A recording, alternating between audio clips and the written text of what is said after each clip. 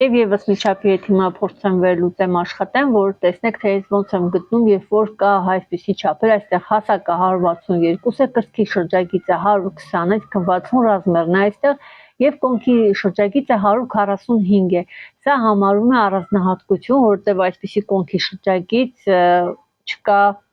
տիպային չափերի մեջ։ Տիպային չափերի մեջ հիմա նայենք երկու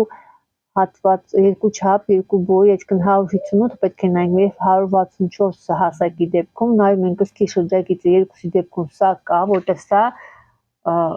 արդեն չափ է 120-ը, այսինքն 60 ռազմերն է։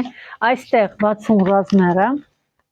158 հասակ, 120 կրծքի շրջագիծ եւ կոնքի շրջագծերը ահա այսքանն են։ Այստեղ 140 է, որը մոտ է մեր չափին, ընդամենը 5 սանտիմետրի տարբերություն է, որը իդեպ ասեմ կարող է նույնիսկ թույլ վերցրած լինի եւ 140 նույնիսկ կարող է լավ լինի։ Ամեն դեպքում իմանանք, որ արդեն մենք այստեղ ունենք գոստ։ Եվ այդ գոստը 158, 120, 140 գոստն է, որը կհամապատասխանի ահա այս անհատական չափի ուսանողին։ Դա իմ ուսանողի չափն է։ Բայց մենք ունենք նաև 164-ը, մի հատ պետքա դա էլ նայենք եւ հասկանանք, կարող է այստեղ լիներ։ Ուրեմն նայում ենք նույնպես հասակը 164, կրծքի շրջագիծը 160, 120, 60-ը նայում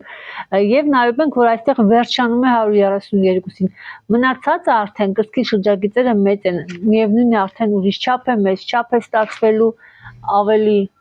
ուրեմն անհապատասխան կստացվի։ Այսպես ցույց տամ, որ այստեղ արդեն 124 է եւ 128 է, 132 կրծքի շրջագիծ կա եւ 136 կրծքի շրջագիծ կա։ Ստացվում է 164 հասակ ունի մինչեւ 68 չափը։ Դրա համար մենք կանգ ենք առնում ահա այս չափերին եւ նայում ենք այս գոստերը, ես հիմա այն կգրեմ եւ կուղարկեմ իմ ուսանողին։ Իմ ուսանողը ունենալով տիպային չափերը կարող է արդեն իր վրա իր չափի չափերը եւ համեմատի, տեսնի որքանով է տատանվում, ինչ փոփոխություններ կարող է ինքը կատարի ըստ իր կազմվածքի։ Ահա այսպիսի չափեր ես դուրս գրեցի։ Որոշակի չափեր իհարկե կարելի է միանգամից կլորացրած գրել կամ կլորացնել, սա նույնպես կարելի է կլորացնել։ Ես հիմնական խորհուրդ չեմ տալիս, ավելի լավ է արդեն ստացած արժեքը կլորացնել։ Երբ որ մենք բանաձևով հաշվում ենք վերջնական արժեքը։